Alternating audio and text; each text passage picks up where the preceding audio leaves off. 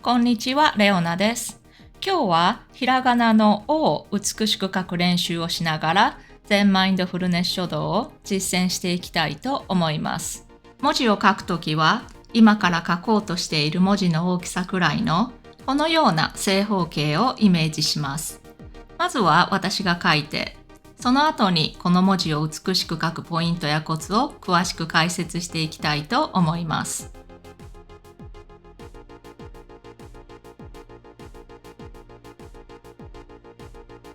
それでは解説していきたいと思います。1画目はこの左上の四角の中心点より少し左下の点から支出します。この線は、見ての通り、極端に言いますとこのような感じで下にカーブした線で、だんだん太くなるようにこの中縦線まで右上がりに右に送出します。そうしましたら、この1画目の収出点からこのような筆の動きで左上に上がってきて、2画目はこの左上の四角の中心点より少し高い位置で、この1画目の真ん中あたりの点から支出します。で、この線はこのような感じで、極端に言いますと右にカーブした線で、なんですけれども、ほとんどこの中縦線と平行に見えるぐらいの感じで、垂直に下に送出してきて、でこの時この1画目のちょうど真ん中あたりを通って、でこの2画目の支出点よりも上のこのスペースと、この一番低い点よりも下のこのスペースが、だいたい見た感じ同じぐらいの広さが残るぐらいの高さまで下に送出します。でこの下の部分だけちょっとふいっと左に曲がる感じ、まっすぐに中縦線と平行にずっとまっすぐに垂直に送出してくるよりも、この一番低い点に近いこの部分だけ、この左上に曲がっていく寸前ぐらいのところはちょっとクイッと左側に曲がる方がより、ひらがな特有の曲線美をうまく表現できるんじゃないかなと思います。そうしましたら、ここで今度は左にカーブした線で左上に上がって、で今度はここから右上に、この時右上に行く時にこの1画目のこの角度に平行に見えるぐらいの角度、この辺りがで上がってくることができると、より、文字全体がバランスがよく見えて綺麗に見えるかなと思います。あとはこの2画目の1画目よりも下のこの部分のだいたい真ん中ぐらいの高さを通過するのを目安にしていただいたらいいんじゃないかなと思います。で1画目に平行に見えるぐらいの角度で右上がりに右に送出していって、で今度はこの一番左の点、この場合は1画目の支出点ですかね、これよりも左側のこのスペースと、この一番右の点よりも右のこのスペースが、だいたい見た感じ同じぐらいのスペースが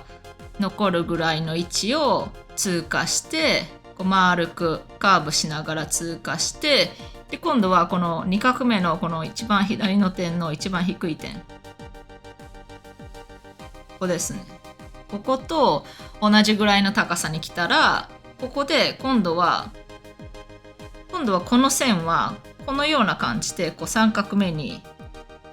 通じていきますので、左に払うのではなくて、ちょっと上にでだんだん細くなるように払って、で今度この勢いで上に上がってきます。この2画目の収出点が上に向いていることによって、より3画目に次つながっていく感を表現することができるんじゃないかなと思います。で最後3画目なんですけれども、3画目はこの1画目のこの延長線上の高さから支出します。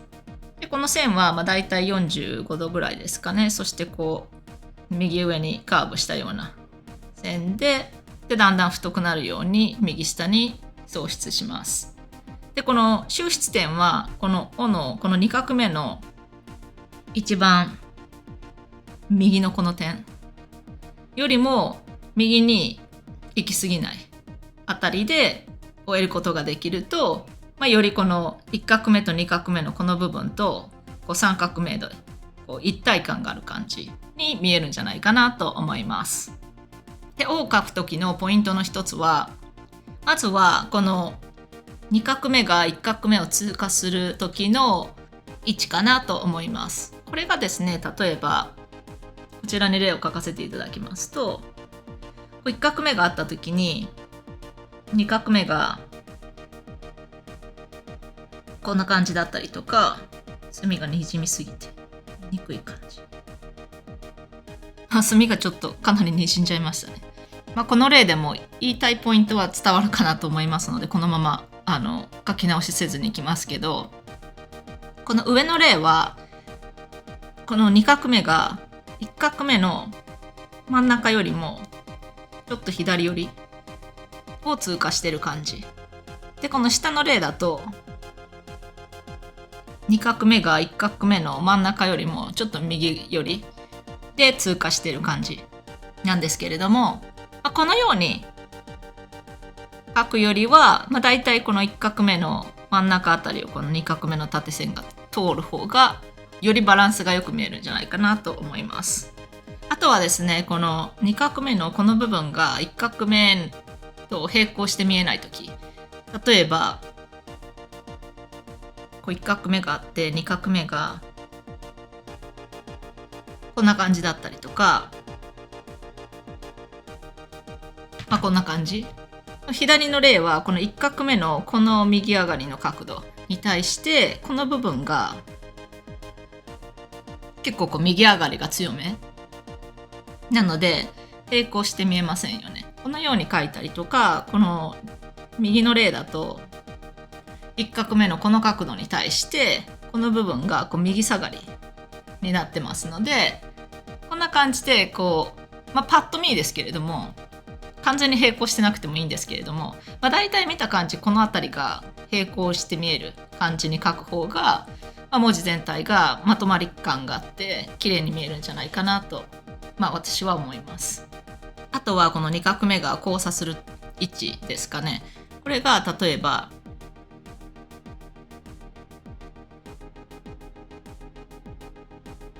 これも分かりやすいようにかなり極端な例で書いてるんですけれども、このような感じで、この左の例だと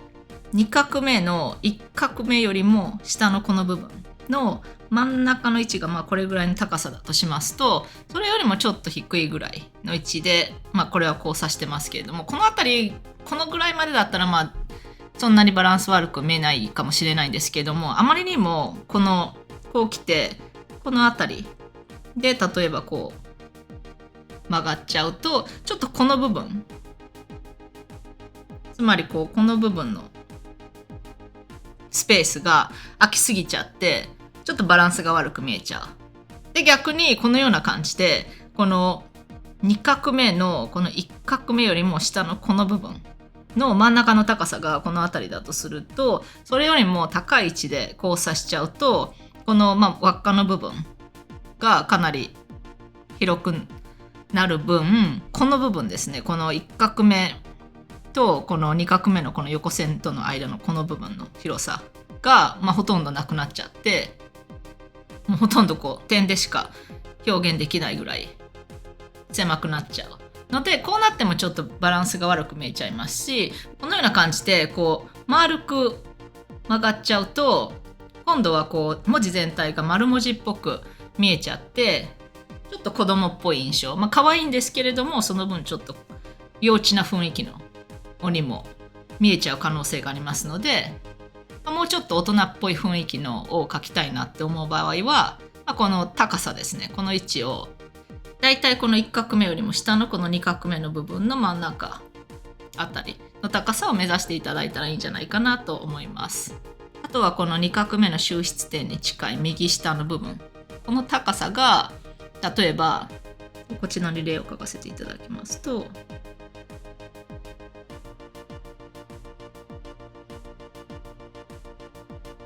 こんな感じだったりとかして、この左の例だとこの一番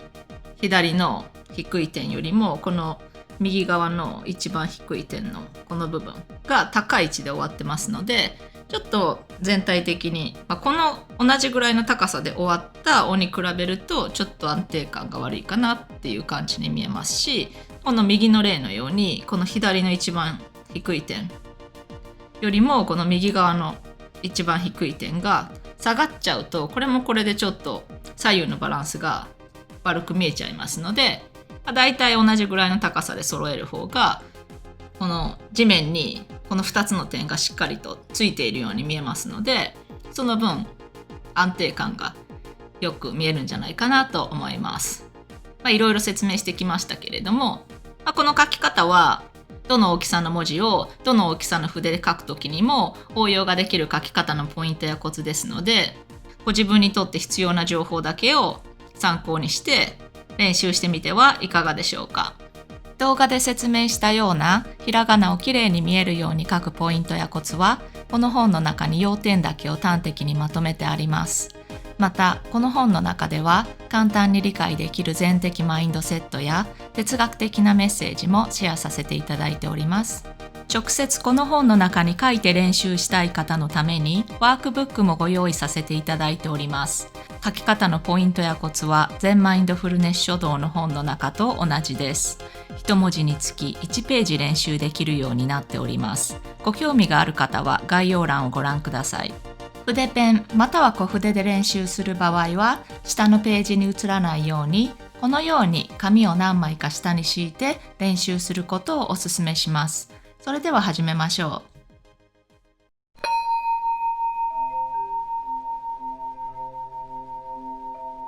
書く前に深呼吸をして、まずは心を整えます。鼻からゆっくりと思いっきり空気を吸い込んで、自分の中にあるネガティブな感情やモヤモヤした思いを一気に口から吐き出します。心理的に書く準備が整ったら書き始めます。支出点、収出点、線の角度やカーブの向きなどを確認したら、あとは迷わず収出点を目指して一気に筆を送出させます。普段よりもゆっくりと呼吸をして落ち着いた気持ちで書きます。一文字書き終わったら、その文字全体を見て、この文字よりもっと美しく見せるには次はどこをどのように変えたらいいかと考えます。もちろん私の書き方をそのまま受け入れなくても構いませんので、ご自分の美のセンスや感覚を信じてそれに従って調節していってください。私の書き方がご自分で満足できるあなた好みの文字にするための考え方や判断基準としてお役立ていただければ幸いです。書いている間に何か他のことを考えているなと気づいたら、その時点ですぐにまた今書いている線に集中し直します。この練習を繰り返すことによって自分の注意が自分の今の行動と無関係なことに行き始めた時にすぐに気がつくことができるようになって、徐々に集中力や自制心を高めていくことができますので、ぜひ一緒に練習していきましょう。このマインドフルネスの練習は、心ここにあらずという状況に陥る時間を減らすのにも、焦る気持ちを抑えて忍耐力を高めていくことにも効果がありますので、日々の習慣に取り入れてみてはいかがでしょうか。何事も新しいことを始めたときはうまくいかないことが当たり前ですので、思うように書けない自分を責めずに、難しいことに挑戦している今の自分をよーく褒めてあげるようにしましょう。何年も何十年も練習を続けてもうまく書けない時はうまく書けないですし、私自身も全然思うように書けないことだらけですが、何度も繰り返し書いていると、たまに自分で納得がいく字が書ける時があって、たまにそんな時があるからハマって何時間も没頭していたことに気がつくことがよくあります。ゲームなどと同じで、毎回うまくいって勝負に勝つことができたり、自分の願い通りの結果になったら、かえってつまらなくなってやる気を失ってしまうと思いますので、私はうまく書けない時は、実際はそれがほとんどなんですけど、でもその上手になりたいと思いながら練習を続けているその過程、プロセスを存分に味わうようにしていますので、結果として自分で納得がいく字が書けても書けなくても、ゲーム感覚で筆が紙の上を走る時の手の感覚や、白かった四角形の枠の中に黒い線が加わることによって形が変わった白い余白部分の形を見て楽しんだり、とにかく書くという行為自体に全集中していると、楽しんで続けていくことができると思います。他の文字の書き方はプレイリストの中でお探しいただけます。それでは次の動画でまた一緒に学び、一緒に練習しましょう。ご視聴ありがとうございました。